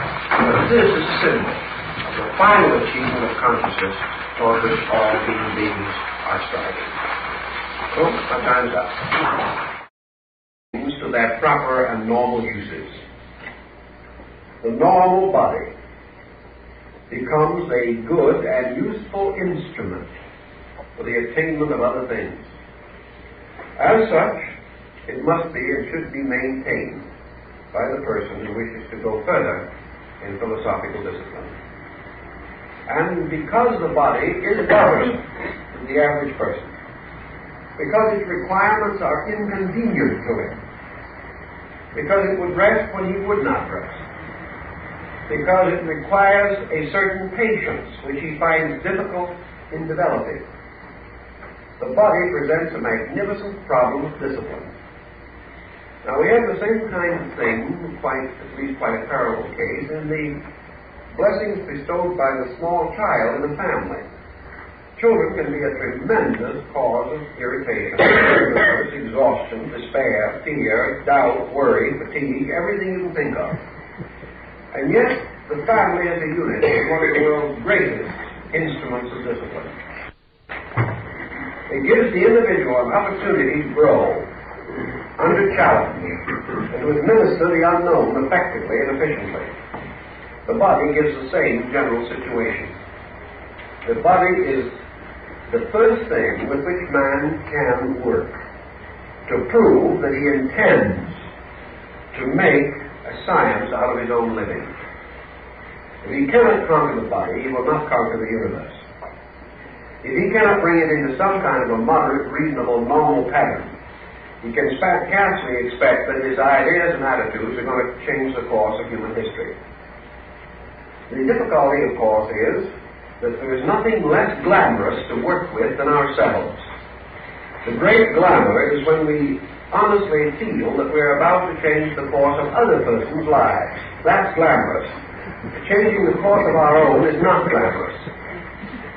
And perhaps the discipline is all the better because maybe no one but ourselves will ever recognize it. Although in time others are probably going to notice it also. So when among people devoted to advanced thinking in general, we find 99 who wish to convey to others noble ideas, to one who wishes to convey them to himself and do something about them. So here is discipline. The discipline of the individual beginning with himself and proving conclusively that he has put his own house in order before he goes out trying to change the course of other persons' lives and living. Now what is this thoughtfulness?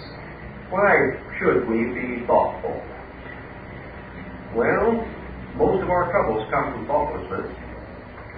Most of our great misfortunes in life are the result of acting before we think, or before we have given mature contemplation to the thing we are doing.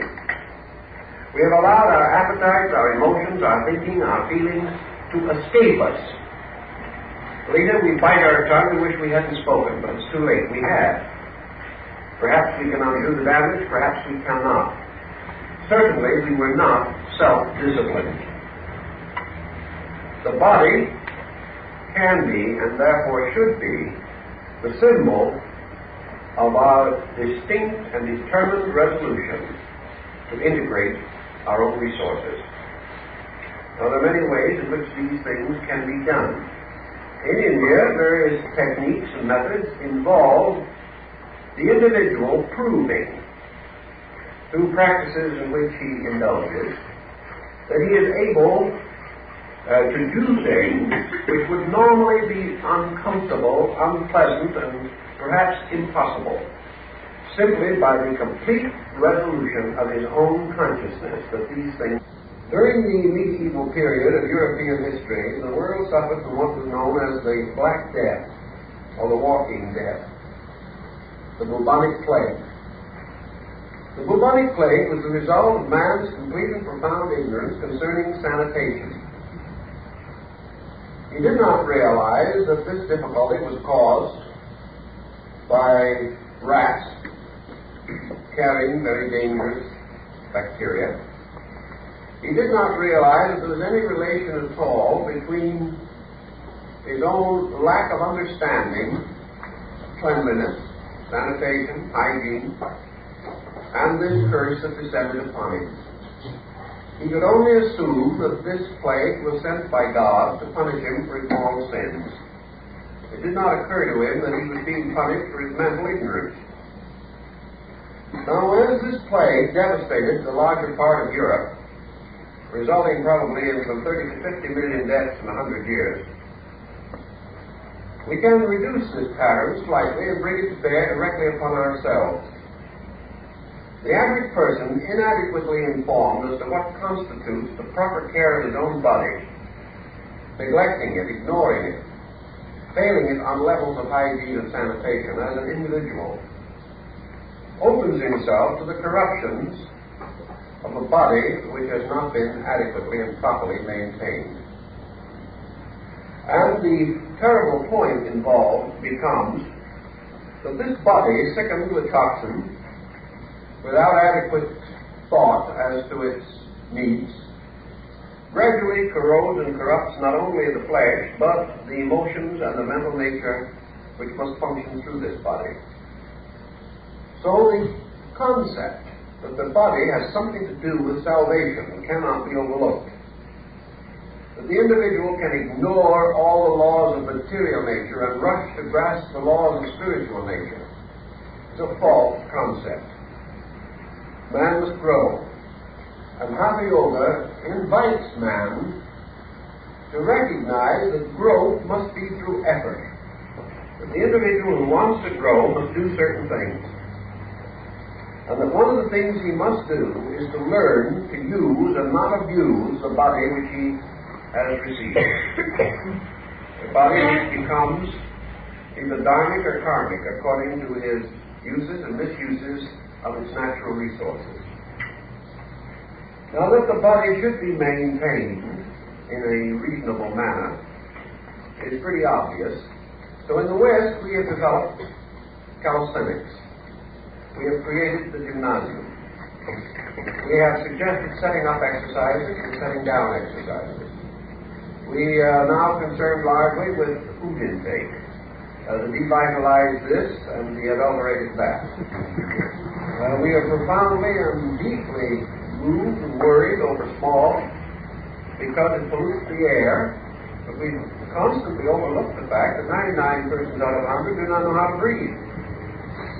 So smog or no smog, a great many individuals die of suffocation.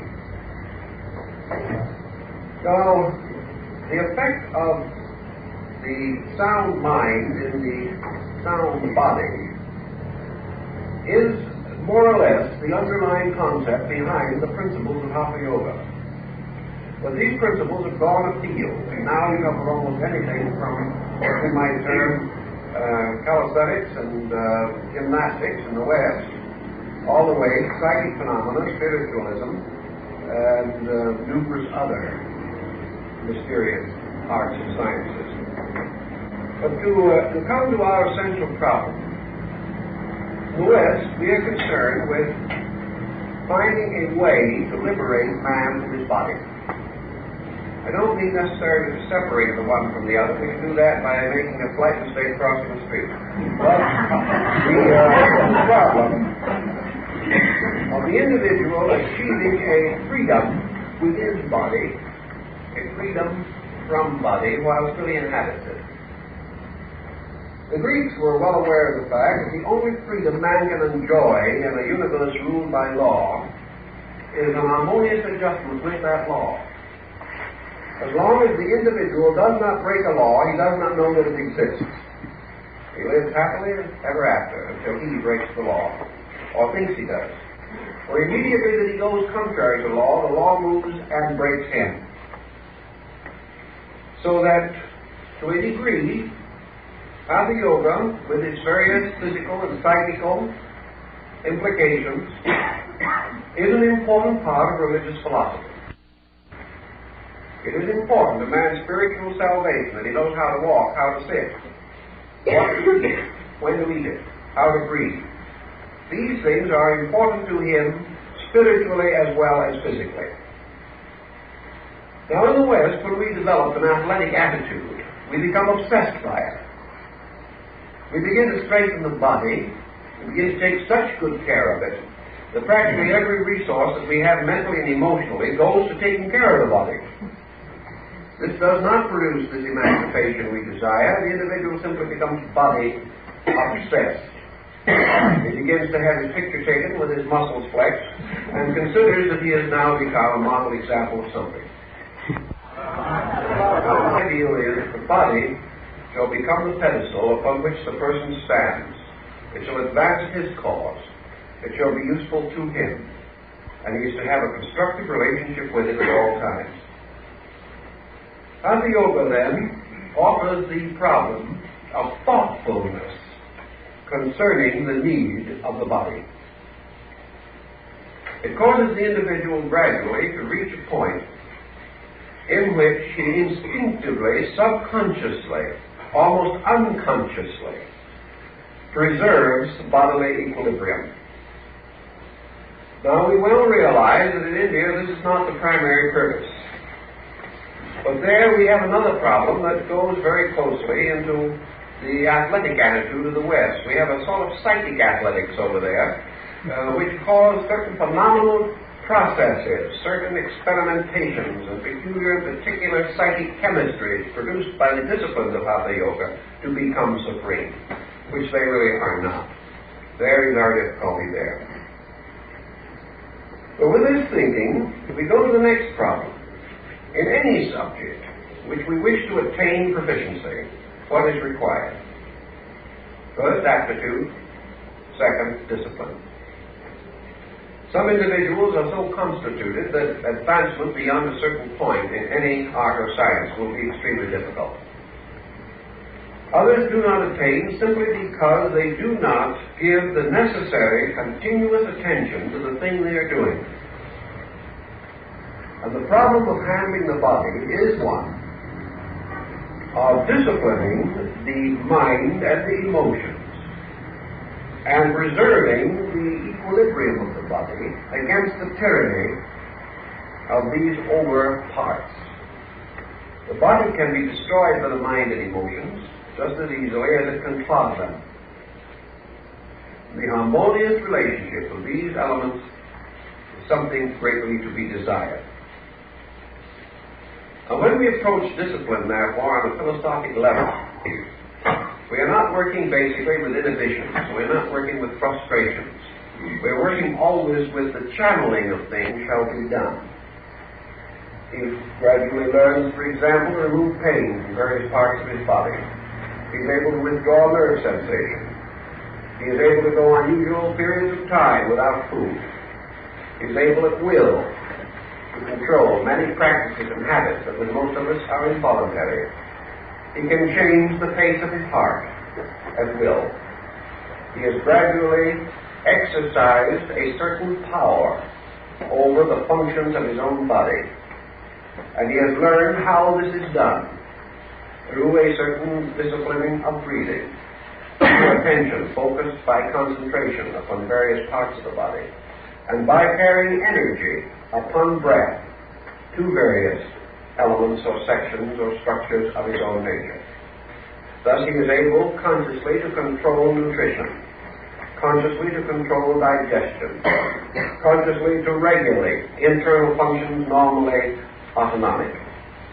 By these means he indicates little by little that he is able to govern and rule this body, that it will do as he requires, and that at all times he is master of it. Now, the attainment of this end is not primarily useful because merely the body is controlled. It is because of the power to control is attained by the individual. It means that he has gradually learned not only to turn these various forces upon his body, but to control the sources of these forces within himself and through his own thought and his own contemplative power, to control the functions of his nervous system and the various functions and structures of his body. All of this is an excellent testing ground, an excellent way of demonstrating the intensification of conscious resources and how the individual will attain the control of them. Unfortunately, in too many instances, however, this becomes the end, and the person who can produce a certain kind of physical, psychological, or psychical phenomena is regarded as an adept of Hatha Yoga. Actually, when this occurs, it is a blind alley.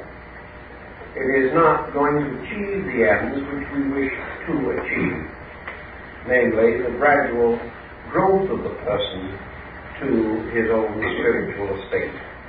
The very discipline becomes a stumbling block. And here we have Hatha Yoga occupying a position that corresponds with science in the West. It is the most scientific of the yogas, and is not too different in its implications from our modern scientific attitude in general. By science, we gain the exact knowledge of doing certain things. By science in the West, we can produce miracles. Miracles that would probably astonish many an Eastern yogi if he saw them. But the ends are not mature. The reasons for these phenomenal occurrences are not worthy of the energies we are using. And the achievement of the incredible becomes a fascination, becomes an end in itself. So that if we split the atom, we really think we have achieved something. All of this emphasis upon technique can leave us very cold, weak, and helpless, unless we have something else, something deeper, something wiser, something greater, more noble, moving within the structure of consciousness as we understand it day by day. But let us think for a moment in terms of a few simple concepts of how this idea of discipline can be useful to us. Discipline requires for its real function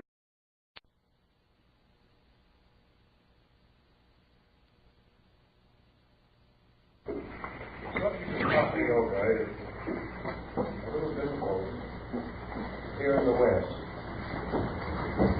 And there are several opinions of it, even among Eastern people. We have here perhaps one of the most complicated of the yogic practices. And it has always been my problem, wherever possible, to see how certain transitions could be made between Eastern and Western thinking for the improvement of the Westerners. This is especially difficult with Hatha Yoga, because it involves a series of factors which may give considerable concern even to Eastern thinkers in the matter of their application. Theoretically, basically, Hatha Yoga is a step in the development of the entire yogic theory. But in practice, it often becomes an end in itself. And to the degree that it does this, I think it is detrimental both to the Easterner and the Westerner. In other words, it rotates upon a concept in which certain ethical overtones are not given perhaps their adequate importance. We mistrust profoundly any system which attempts to mechanize the spiritual growth of man, or to place it under the keeping of arbitrary factors of any nature. Yet at the same time, there is in the discipline and theory of Hatha Yoga a number of points that are useful to us.